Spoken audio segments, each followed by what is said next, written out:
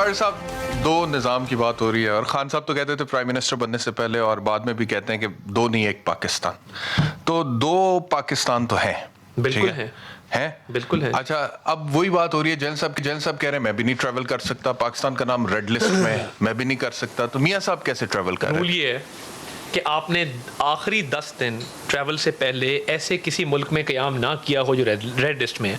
आधे पाकिस्तानी इस वक्त थ्रू टर्की जा रहे हैं, इस्तांबुल में 10 दिन गुजार के जा रहे हैं, कोई उस पर वही रूल्स के अंदर है, इसमें कोई कदगन नहीं है। तो ये मियां साहब ने 10 दिन गुजारने जी बिल्कुल गुजारने थे वहाँ पे दोहा में, ऐसा कोई इशू नहीं है। दोहा में गुजारने बहुत सारे लोग देखिए डायरेक्ट फ्लाइट जा नहीं रही, PIA का वहाँ एंट्री बैन है। मियां साहब के बड़े मियां साहब के साथ नहीं होनी थी, वो नहीं होनी थी, वो दोहा में होनी थी। और देखिए बहुत सारे पाकिस्तानी इस वक्त जो जा रहे हैं वो 10 दिन वहाँ गुजारे। शहरयार अफरीदी साहब ने बात की, देखिए वो जो हाई कोर्ट वाली बात की, जुल्फी बुखारी साहब का 1.5 घंटे में नाम निकला था। और देखिए हमने कभी स्टे ऑर्डर की बात नहीं की। BRT का पूछो, स्टे ऑर्डर। एक सेकंड दें मुझे, उसके बाद आप इस पे जरूर आए, उनका जवाब दें। जी। आप कह रहे हैं कि मियां शहबाज शरीफ साहब ने 10 दिन दोहा में गुजारने थे, क्वारंटाइन करने के बाद क्वारंटाइन करना था, उसके बाद उन्होंने पॉसिबल ही नहीं है। And this is possible for any Pakistani to go to Britain like that. जी half of the Pakistanis who are travelling to the UK वो इस वक्त इस्तांबुल में या किसी और मुल्क के अंदर आखिरी अपने 10 दिन गुजारते हैं। लेकिन ये बात भी तो दुरुस्त है, इस्लामाबाद में मियां साहब की ब्रिटिश हाई कमिश्नर के साथ मुलाकात वो तो चाइनीज के साथ भी, इसका मतलब वो बीजिंग जा रहे हैं, लेकिन वो जा तो नहीं रहे थे ना। नहीं, बट देखिए डिप्लोमेट से उनकी मुलाकातें तय थी, तो वो इशू कोई नहीं था। उस मुलाकात में इनके जाने का इशू नहीं, आई थिंक वो national importance. You don't think या हुआ नहीं? नहीं, मेरा ख्याल है ऐसी कोई बात नहीं हुआ ही नहीं, ऐसी बात नहीं। तो कोई फेवर नहीं मिल रही? नहीं, कोई फेवर नहीं मिल रही थी। मैं नहीं समझता कि ऐसी फेवर्स डिप्लोमेट से मांगी जाती हैं ऐसी मुलाकातों के अंदर। अभी निकल के आए हैं, पहली मुलाकात है, तो चाइनीज एम्बेसडर से मुलाकात हुई, ब्रिटिश हाई कमिश्नर से हुई। मैं शहजाद अकबर साहब ये भी इतराज कर रहे हैं कि आखिरी दिन था छुट्टियों से पहले ईद की, और उस दिन रिलीफ मिलता और हमें अपील करने का मौका भी नहीं मिला। देखें, अगर कहते इतने ज्यादा हसीन इत्तफाकात हो रहे हैं, कोई जिरगा सिस्टम तो है नहीं जिस तरह as much as Shahryar Afridi sahab would like कि इस मुल्क में जिरगा सिस्टम हो जहाँ पे कोई कानून ज़ाब्ता ना हो। इनको पता होना चाहिए ना, कॉमन लॉ कंट्री है जहाँ पे प्रेसिडेंट्स के ऊपर PLD का एक होता है बाकायदा निज़ाम कि आप अदालती फैसलों की नज़ीरों पे यहाँ पे कानून बनते हैं। और आपकी फुटेज दिखा दूँ? जी दिखा। आप जो FIA के दफ्तर में अभी का इल्ज़ाम लगा है, मगर देखिए बात ये है कि यहाँ पे एक सिस्टम राइज है और ये कोई भी एप्लीकेंट जाए, वो जब उसका केस अर्जेंट लगना है वो फिक्स होना ही होना है। अच्छा। और जब उसके पास प्रीवियस उसका रिकॉर्ड मौजूद है कि उसका नाम ECL में कोर्ट ने निकाला है और आपने मैलिफाइडी करके उसको ब्लैकलिस्ट में डाला, तो ये तो कोई बात नहीं है। प्रॉब्लम ये है कि इनको पूछें कि जी आपने BRT में घपला किया, stay order. 22 foreign funding accounts का पूछें कि जी आपने बाहर से चंदा मंगवा के पार्टी के नाम पे इस्तेमाल किया, मंगवाया आपने, चैरिटी थी, तो ये उसमें स्टे ऑर्डर लेते हैं, सीगा राज में रखा जाए, हमें ना पूछो। आटा स्कैंडल, चीनी स्कैंडल, बिजली स्कैंडल, हमारे बारे में आज हाई कोर्ट का ऑर्डर आया है कि नैब ने ये एडमिट किया है कोर्ट में कि शहबाज शरीफ साहब के खिलाफ करप्शन का इल्जाम नहीं है, किकबैक का इल्जाम नहीं है। तो क्या इल्जाम है? इल्जाम उन पे ये है कि ये बेनामी एसेट्स हैं जो उनकी फैमिली के हैं। उन्होंने कहा बेनामी भी केस लॉ के मुताबिक ये इंग्रेडिएंट्स है बेनामी के जो आपको प्रूव करने होंगे, बेनामी भी साबित नहीं हुई है। वो तो ट्रायल में देखिए ना, मैं 2 साल से बैरिस्टर साहब मैं हर जगह ये पूछ रहा हूं, मैं ट्रायल कोर्ट में भी जाता हूं, मैं हाई कोर्ट में भी जाता हूं, मुझे वो मंसूबा बता दें, वो ठेका बता दें, वो टेंडर बता दें जिसमें किकबैक कमीशन रिश्वत ली गई हो। कोई सवाल ही पैदा नहीं होता। नए शहरयार अफरीदी से पूछते हैं वो कौन सा मंसूबा है नए पाकिस्तान जिसमें मियां शहबाज ने किकबैक या कमीशन लिया, उनसे पूछ लेते हैं। लेकिन पहले मैं चाहता हूं आपकी फुटेज दिखा दें, आपके ऊपर FIR की दरखास्त CCPO लाहौर को दिखाएं, हुल्लड़बाजी जो कर रहे थे अता तारड़ साहब वहां पे। अच्छा, ये तो आप बैठे हुए हैं, ग्लास भी पहना हुआ है, हम बैठे भी बड़े इत्मीनान के साथ हैं। हाँ। मेरे सामने हाई कोर्ट का ऑर्डर भी मौजूद है और FIA के अफसर के साथ हमने बड़े, ये देखें आप, ये बिल्कुल बड़े तहम्मुल के साथ, बड़े आराम के साथ उन्होंने हमें बिठाया, दरवाज़ा खोला, ताला लगा हुआ था, ये दरवाज़ा उन्होंने खोला और ये उन्होंने बाकायदा ताला खोल के हमें बिठाया। फिर उन्होंने कहा कागज दें, एक कॉपी उन्होंने मेरे से ली, उसका WhatsApp बनाया। तो ये आप जबरदस्ती दाखिल नहीं हुए? नहीं जी, दरवाजे को ठोडा मारा था नहीं, मैं पूछ रहा हूँ यार, इल्जाम है आपके ऊपर। हम एंटर हुए, बड़ा पीसफुली, दरवाजा खुला हुआ था। अच्छा। अंदर जिस कमरे में बिठाना था उसके दरवाजे पे ताला लगा हुआ था। ये ऑफिसर खुद आए, इन्होंने कहा जी हम आपको अंदर बिठाते हैं, आप आए, बैठे, तशरीफ रखें। हमने सुपीरियर्स को बताया अभी और भी कोई अफसर आके आपसे बात करता है। मेरे पास एंटर होने से लेके हमारी एग्जिट तक की फुटेज मौजूद है। और FIA इतना झूठा इदारा है, मैं तो हैरान हूं, तहकीकात कैसे करते हैं ये। इसी तरह जिस तरह शहरयार अफरीदी साहब का ANF तहकीकात करता है कि जी इतने किलो हेरोइन निकल आई किसी की गाड़ी में से, ये ऐसे इदारों को चला रहे हैं ना, ऐसी झूठी दरखास्तों पे चला रहे हैं, ये मफरूजों पे चला रहे हैं। अफरीदी देंगे, I can not comment on that. जी शहरयार अफरीदी साहब। जी, तारड़ साहब बहुत प्यारे भाई हैं। मैं माजी में नहीं जाऊंगा कि कॉन्ट्रेक्चुअल बेस पे कहाँ थे शहबाज शरीफ साहब ने जब इनको एम्प्लॉय किया, ये सलमान शहबाज के साथ इनका क्या ताल्लुक था, पीछे नहीं जाऊंगा। सिर्फ ये बताऊंगा कि ANF में बारहा कह चुका हूँ, ANF में बारहा कह चुका हूँ कि ANF को एक सिटिंग मेजर जनरल हेड कर रहे हैं, और अगर 17वें दिन के बाद 18वें दिन ट्रायल शुरू होता है तो वो कौन सी ऐसी क़यामत है जिससे राना सनाउल्लाह ट्रायल से भाग रहे हैं और लाहौर हाई कोर्ट के स्टे के पीछे छुपे हुए।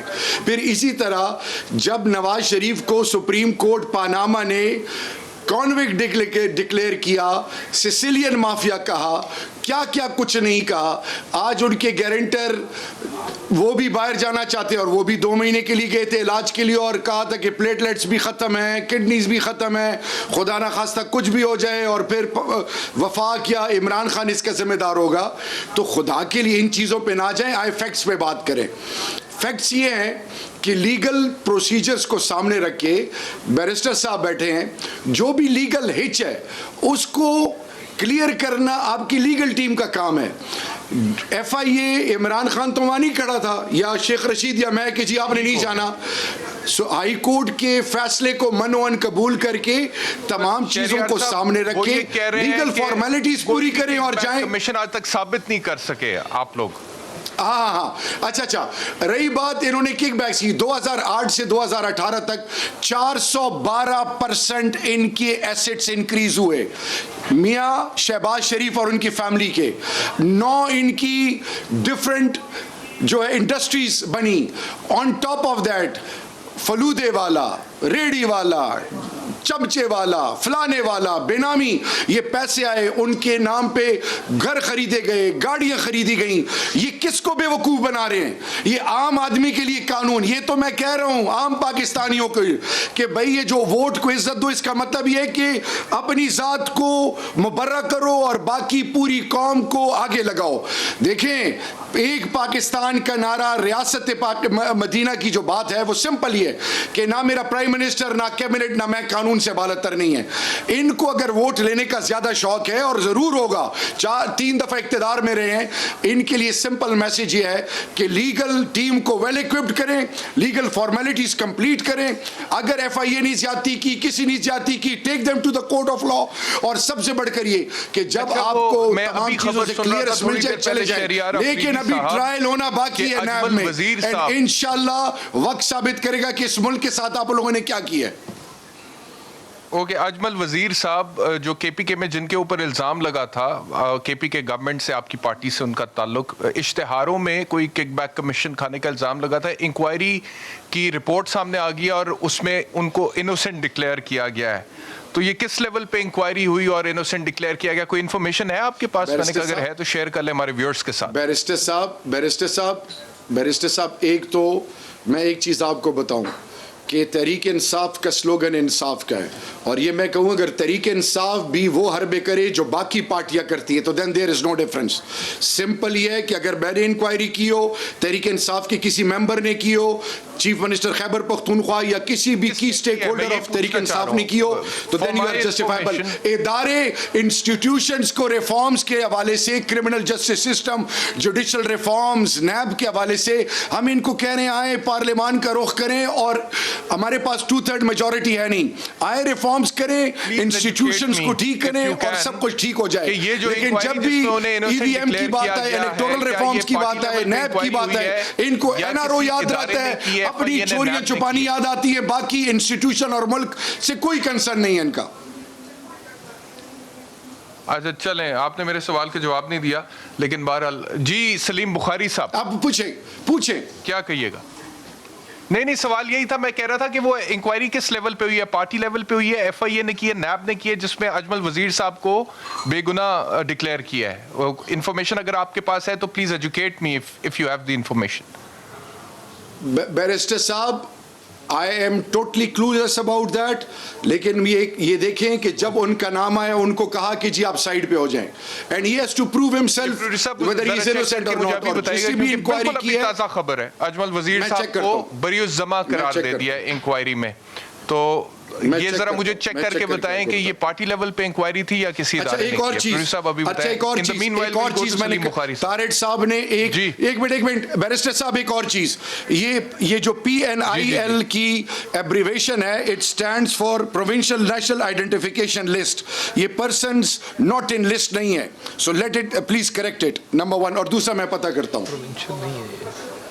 जी सलीम बुखारी साहब।